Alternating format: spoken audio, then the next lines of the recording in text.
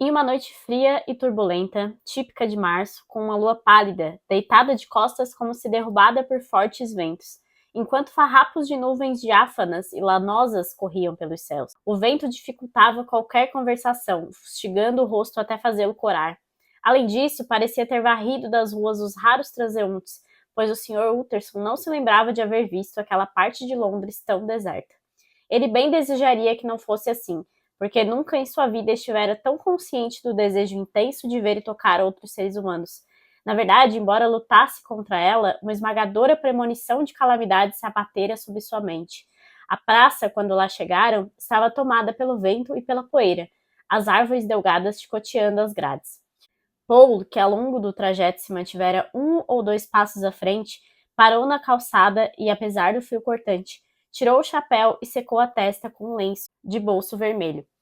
No entanto, a despeito da pressa com que haviam caminhado, aquele suor não era fruto do esforço físico, e sim de alguma sufocante angústia, uma vez que seu rosto estava branco e sua voz áspera e débil quando ele falou.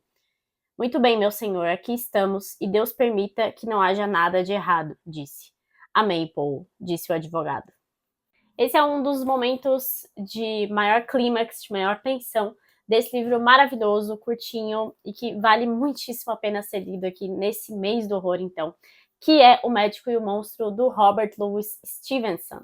Esse livrinho aqui me arrebatou de um jeito, me pegou de um jeito que me surpreendeu muito. E eu queria muito trazer para vocês, assim, e falar um pouco sobre ele. Por isso que eu decidi hoje, na sexta-feira 13, o dia 13 de outubro, um dos lendários Dia das Bruxas rodeando por aí, dos fantasmas, enfim, de tudo aquilo que envolve o mês do horror, trazer para vocês um vídeo extra essa semana para comentar O Médico e o Monstro, do Stevenson. Esse aqui que também é chamado de O Estranho Caso do Dr. Jekyll e do Sr. Hyde, que remete aí ao título original dessa obra aqui. Bom, esse vídeo aqui vai ter 2 partes. Vai ter uma parte sem spoiler e depois a gente comenta com spoiler, comenta o final. Porque é meio impossível falar sobre esse livro e não falar sobre a sua conclusão, especialmente porque ele é um livro muito curto, muito tranquilo de ler. Essa edição da Penguin aqui tem quase 50 páginas só de material extra, tem um prefácio e tem uma introdução, que são textos maravilhosos e que eu li apenas ao final da minha leitura, me ajudaram a entender muitas coisas e agregaram demais. Tanto é que eu li pelo Kindle, na verdade, fiz a minha leitura aqui e depois eu adquiri a versão física, especialmente nessa edição, por conta desses textos de apoio. Então já fica aqui a minha recomendação também. Bom, vamos ao enredo, então, dessa obra, nessa primeira parte, sem spoiler. Basicamente, quem vai nos contar a história aqui é o Utterson, ou Utterson, enfim, que é o advogado que, já no início do livro, ele nos é apresentado, dito que não é uma pessoa muito calorosa, de muitos amigos, nem nada do tipo, mas que ele se importa bastante em aparecer na sociedade e manter as suas relações comuns, como qualquer pessoa da alta sociedade, média sociedade, digamos assim, em se tratando de um advogado da Londres do século XIX. Esse livro foi publicado em 1886 pela primeira vez. E bom, esse advogado, ele tem alguns clientes, tem alguns amigos, e ele está passeando em um determinado dia com um primo dele, que também é um passeio que ele tem esse costume de fazer, então, eventualmente, ele faz esse passeio com esse primo. E eles estão passando por uma determinada rua, e o primo dele vai lembrar de uma história estranha que decide compartilhar, então, com o primo, com o Sr. Utterson, com o advogado, que basicamente ele estava à noite, já tarde da noite, naquela mesma rua, e passou uma criança correndo, e essa criança meio que foi atropelada por um ser estranho, que nem parecia humano, porque ele era meio troglodita, assim, ele era pequeno, mas de uma feição muito estranha, ele causava muita repulsa, só a sua existência, assim, causava muita repulsa. E esse cara simplesmente pisoteia a criança de um jeito extremamente cruel, machuca muito essa menina. Por conta disso, esse primo do Utterson vai se revoltar, a família dele também vai se revoltar, porque, enfim, é uma situação completamente esdrúxula e absurda. Decidem confrontar esse cara se apresenta, então, como o Sr. Hyde, e ele se desculpa pela situação, vai dizer que ele pode até de certa forma, compensar o que aconteceu com meios pecuniários mesmo. Então ele fala que vai ali buscar um determinado valor, uma quantia, para passar para eles, então, por conta do acontecido, e ele traz um cheque assinado pelo Dr. Jekyll. Dr. Jekyll, que é o morador ali da casa onde essa figura estranha, o Hyde, teria entrado normalmente com a própria chave. Ele entrou nessa casa, pegou um cheque assinado pelo Dr. Jekyll e entrega então para a família, entrega para esse primo do Utterson. Eles vão até o banco, verificam que o cheque é verdadeiro e conseguem até depositar então a quantia e tudo certo. Essa história se resolveu assim.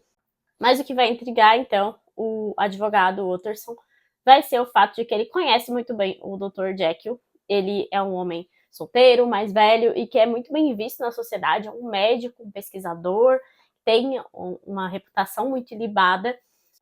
E ele achou muito estranho essa conduta do Hyde de entrar na casa do Dr. Jekyll, pegar um cheque absolutamente do nada, tarde da noite, sem nenhum contexto. Ele acha tudo aquilo muito esquisito. E ele até vai entrar em contato depois com o Dr. Jekyll, o Paul, que eu até li ali no primeiro trecho, é o mordomo da casa do Dr. Jekyll. Ele vai entrar em contato com o Jekyll vai dizer que tá tudo bem, que o Hyde é uma pessoa muito querida por ele, e que ele cuida e não tem nenhum problema em relação a isso. Ele pode muito bem entrar e sair da casa. E não bastasse isso, o Dr. Jekyll pede para o Utterson, que é o seu advogado, para modificar o seu testamento e deixar tudo aquilo que ele tem para o Sr. Hyde se acontecer alguma coisa a ele. E isso vai deixar o Utterson muitíssimo intrigado, porque, né, estamos aqui falando da Inglaterra vitoriana, estamos falando de um homem solteiro, com uma reputação ilibada, que está protegendo um cara muito esquisito, muito repulsivo, com uma aparência muito estranha e que tem cometido atrocidades. Ele parece um cara que não é adequado para a sociedade. O completo oposto do Dr. Jekyll. Diante disso, acaba que o Utterson vira praticamente um detetive para tentar descobrir o que atrai tanto o Dr. Jekyll para ser assim esse protetor do Sr. Hyde. Com isso, ele vai conversar com outras pessoas, ele vai conversar com outro cliente, outro amigo, que é o Dr. Lanyon, outro médico que também já trabalhou com o Dr. Jekyll, que tem contato com ele, e o Lanyon vai explicar inicialmente que o Jekyll tem umas tendências estranhas, assim, umas pesquisas estranhas, umas ideias que parecem meio diferentes das convencionais, que isso acaba os afastando até. E tem um determinado episódio que o Lanyon, ele vai sofrer um impacto muito grande, uma notícia que ele recebe do Jekyll, que faz com que os dois rompam relações por completo, assim. O Dr. Lanyon decide nunca mais falar com o Jekyll, e não bastasse isso, o choque foi tão grande que ele acaba adoecendo e posteriormente falecendo por conta dessa tal notícia. Tudo isso vai deixando o Dr. Utterson, o advogado, nosso narrador, cada vez mais intrigado, também preocupado, mas não preocupado só com o amigo, com o Dr. Jekyll como amigo e cliente dele, mas especialmente com a posição do Dr. Jekyll na sociedade. Porque, a princípio, tá tudo bem, o Dr. Jekyll vai aparecendo, continua dando jantares, aparecendo na sociedade normalmente, mas passado um tempo, e especialmente passado ali alguns anos, acontece uma situação extremamente terrível que o Sr. Hyde acaba cometendo um homicídio contra uma pessoa muito importante ali daquela cidade, e isso faz com que o Jekyll acabe se afastando completamente da sociedade, ele para de aparecer, ele não chama mais ninguém para casa dele, e isso vai deixando o nosso narrador cada vez mais preocupado, cada vez mais intrigado, até que ele vá buscar, então, a verdade, o que realmente aconteceu com essa estranha relação entre Dr. Jekyll e Sr. Hyde. E assim que nós chegamos ao desfecho da história, nós chegamos a vários elementos, a obra toda é narrada de uma forma que você vai pegando alguns elementos na narrativa, mas eu confesso que o final me surpreendeu bastante. E isso que é o interessante, assim, esse livro, essa história, ela moldou muito a cultura popular. Tem muito filme, tem muito episódio de seriado, de desenho animado que cita essa relação, o médico e o monstro, que é o Dr. Jekyll e o Sr. Hyde. Mas eu nunca tinha tido contato direto com a obra, com o desfecho, com a ideia. E eu achei que isso foi bastante importante para eu ter essa experiência na íntegra. Então, caso você não tenha lido ainda, essa breve introdução já é suficiente para você entrar na obra e ver quão maravilhosa ficou essa obra e essa conclusão do Stevenson. Eu fiquei muito impressionada com a profundidade e com a capacidade de escrita do autor numa obra tão curta, numa obra que você pode ler de uma vez só. Então fica aqui a minha recomendação enorme para quem não leu ainda, para assim que terminar essa parte aqui sem spoiler, que faça a leitura. E antes de entrar, enfim, na narrativa e no desfecho da narrativa, especialmente na parte com spoiler, eu acho que também é interessante pontuar a importância que essa obra tem. E ela é tanto uma precursora das obras góticas, ela assim é uma grande obra do gótico, como também é uma precursora da ficção científica. Isso em 1886. Isso de um autor, o Stevenson, que nasce em Edinburgh. Ele tem um pai engenheiro civil, ele não tem tanto incentivo para se tornar um grande escritor, ele vai ter uma vida muito curta, vai acabar falecendo cedo, teve muitos problemas de saúde em sua vida, e ele conseguiu deixar um legado na literatura que é muito absurdo. Ele é escritor deste grande livro, como eu falei, um precursor da ficção científica e um grande marco da literatura gótica, como também ele foi o escritor de A Ilha do Tesouro, que é um livro hoje praticamente conhecido como infanto-juvenil, né? E que traz toda aquela coisa dos piratas e das obras de viagem e de ilhas perdidas, e que também ficou no imaginário popular. Então, são duas obras pontuais do imaginário popular que foram escritas por esse grande escritor, e só isso já me deixou bastante admirada pela capacidade literária que esse homem tinha. Então, eu espero que essa brevíssima introdução tenha feito você que ainda não leu parar esse vídeo nesse momento, ir atrás dessa obra para fazer a leitura, porque eu tenho certeza que vai valer a pena. E caso você já tenha lido, ou caso você tenha certeza que não quer ler essa obra, sugiro então que você continue, porque agora nós vamos falar com spoilers sobre esse livro aqui. Bom, para quem não lembra direito, ou enfim, para quem não se importa com spoiler, quer saber agora o que aconteceu, basicamente a gente descobre que o Dr. Jekyll, ele conseguiu criar aí uma teoria, criar uma poção mágica, digamos, por meios científicos, que ele separa o bem e o mal dentro dele próprio. E essa sacada é simplesmente genial do Stevenson, porque basicamente o Hyde, ele representa o mal do Dr. Jekyll.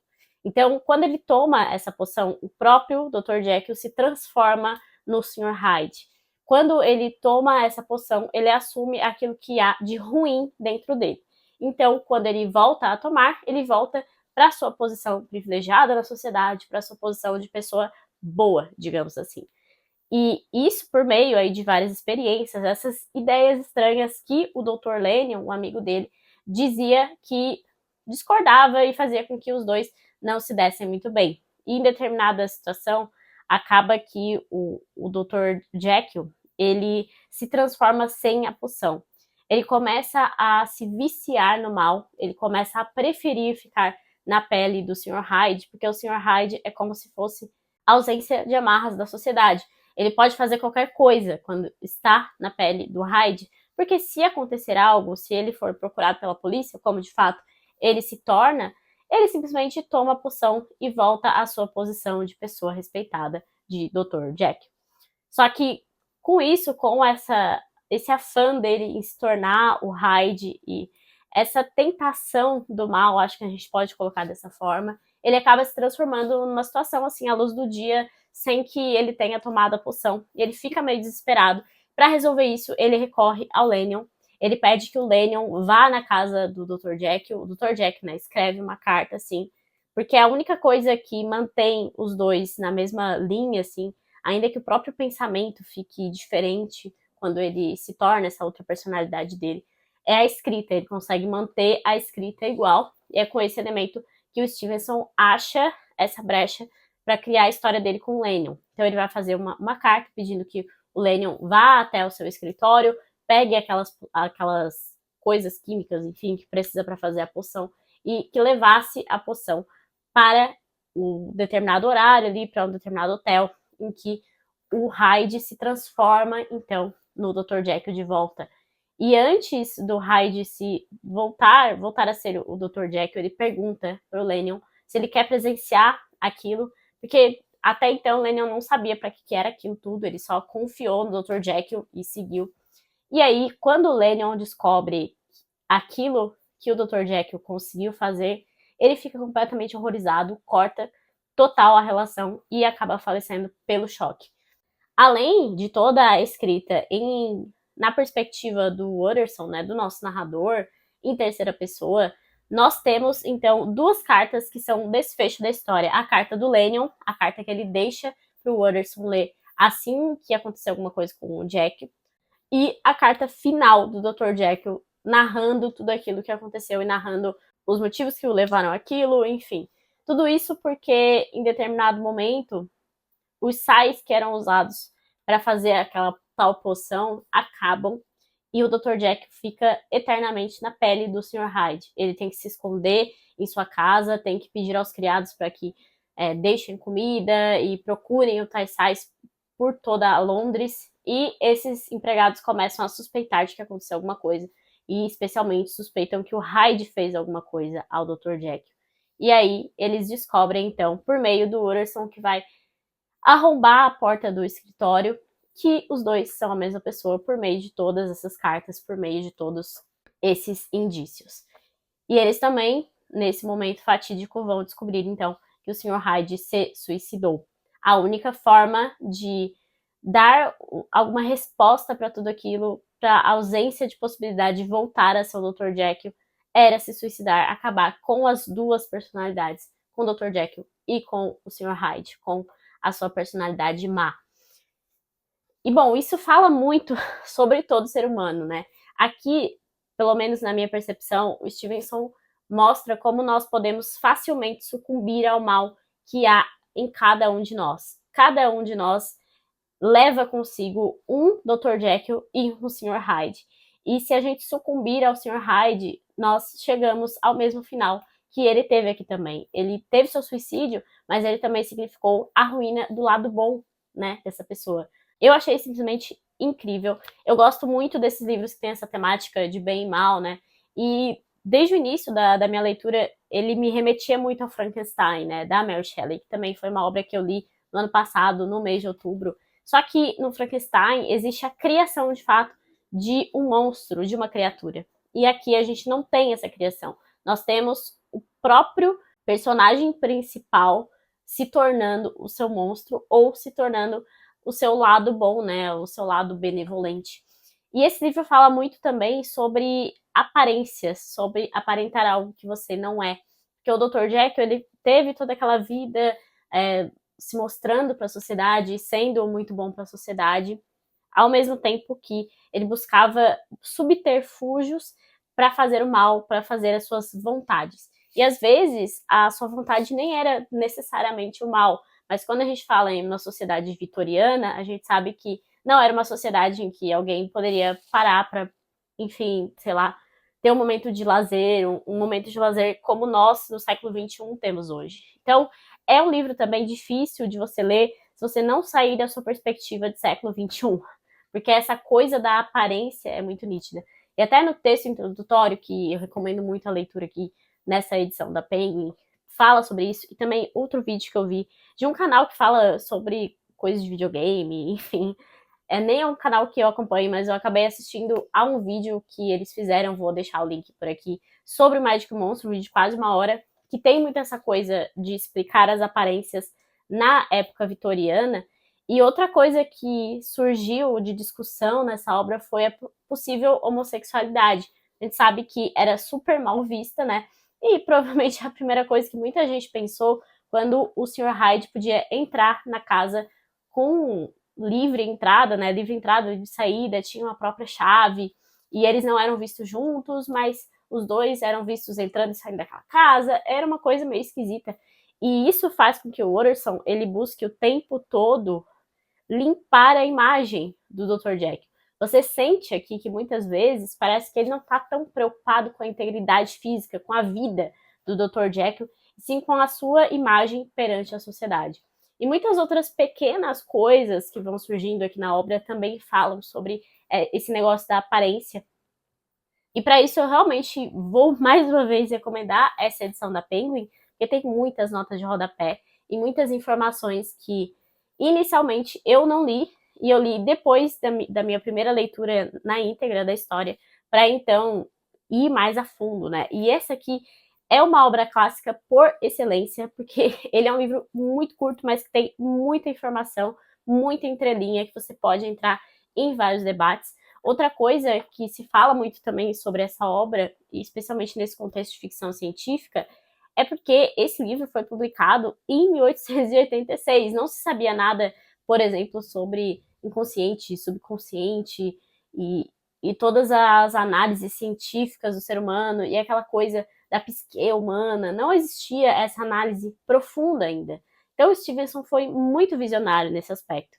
Naquele vídeo que eu já comentei, o autor do vídeo também comenta que foi o mesmo ano da publicação de Além do Bem e do Mal do Nietzsche, que também tem essa análise, tem aquela famosa frase: se você olhar para o abismo vai olhar de volta para você. Então, para mim, o mais interessante é como a literatura acaba sendo sempre o ponto de partida de muitas análises científicas, análises filosóficas, que vão muito além daquilo que nós estamos acostumados, porque a literatura tem essa capacidade absurda de observar o mundo, de explicar o mundo como nenhuma outra coisa consegue fazer. Então, esses aspectos filosóficos e científicos dessa obra aqui podem ensejar por si sós vários vídeos, várias discussões, e isso é sensacional num livrinho tão curtinho. E ele também é um dos precursores aí da ficção científica, né, como eu já comentei, também por esse aspecto, porque você está esperando que aconteça algo sobrenatural, você tem essa descrição gótica, essa descrição pesada que eu trouxe já lá no início do livro, para no final você ter um desfecho completamente científico, completamente humano. Isso também é muito interessante. E nisso eu vou citar uma outra obra que eu também já fiz a resenha aqui, foi O Exorcista, do William Peter Blatty, que brinca muito com o sobrenatural versus o científico. E eu acho sensacional quando uma obra consegue fazer isso. Esse livro aqui, eu li ele inteiro no Kindle, na verdade, depois eu tomei o livro físico, mas o que eu fiz foi ler o início, então eu tava entrando assim no enredo em alguns dias, e depois eu peguei praticamente da metade pro final de uma vez só. Eu ainda li no carro, no meio de uma tempestade terrível, viajando, enfim, ficou assim, perfeito, né, para trazer toda essa aura de mês do horror. Mas esse livro me deixou muito intrigada e fez com que eu fizesse essa leitura rápida, entende? Não parei muito para pensar lendo um pouquinho por dia. Não, você tem que entrar na história de cabeça e aí pegar esse choque final para depois começar a pensar nessas entrelinhas. Eu acho que essa forma de leitura funcionou muito bem para mim. E agora eu posso fazer uma releitura observando mais esses detalhes que eu comentei. Por isso que eu acho que foi perfeita assim a forma com que eu fiz essa leitura. Outra coisa que eu queria comentar é que aqui no 1001 Livros para Ler Antes de Morrer tem um textinho sobre esse livro, tem até uma imagem aqui do momento em que o Sr. Hyde vai se transformar no Dr. Jekyll na frente do Lennon, uma imagem bem legal também. E nesse livro fala que na época da escrita e da publicação tinha todo aquele caso do Jack o Estripador, essa história bem vitoriana de um assassino pelas ruas de Londres que nunca foi pego, e essa é uma história real. E aí a literatura, a ficção, buscava explicações possíveis para alguém cometer essas atrocidades. E aí vem o Stevenson nessa obra e diz: olha, você não precisa ter explicação nenhuma, porque a explicação está dentro de cada um de nós. Eu achei isso simplesmente sensacional, uma sacada de gênio mesmo, como eu falei. Enfim, tem vários outros elementos, essa coisa do sobrenatural se misturando ao real, que vira-se uma característica da literatura gótica, por isso que esse livro tem essa importância tão grande para a literatura gótica. É uma coisa que me atrai muito, confesso, então acho que isso ajudou muito a gostar tanto desse livro aqui. As tentativas do Dr. Jekyll aqui na sua carta final de explicar os seus motivos, dizer que em cada um de nós há esse bem e mal, e muito provavelmente se cada um de nós pudesse se dividir nesse bem e mal e viver a sua vida como bem quiser nos seus dois âmbitos, nós seríamos inteiramente felizes. Toda essa coisa que vai remeter também à religião, né? Essa busca pelo bem, que vai contrapor o mal que há em nós. Enfim, são vários debates, várias discussões, como eu falei, que a gente pode aprofundar nessa obra que é tão curta, tão simples, mas tão vasta, tão profunda, que eu achei muito interessante. Enfim, eu gostei muito desse livro, quero recomendar muito. Se você já leu, releia, venha comentar comigo, que eu tô realmente muito animada com essa obra. Espero que vocês tenham gostado aqui dos meus comentários. É um livro que eu realmente vou sair recomendando para todo mundo, especialmente nessa coisa assim de mês do horror. Se vocês gostaram então desse vídeo, deixem aí uma curtida, deixem seus comentários, vamos falar então sobre essa obra do Stevenson. Lembre-se de se inscrever aqui no canal, que isso me ajuda bastante também. E até o próximo vídeo.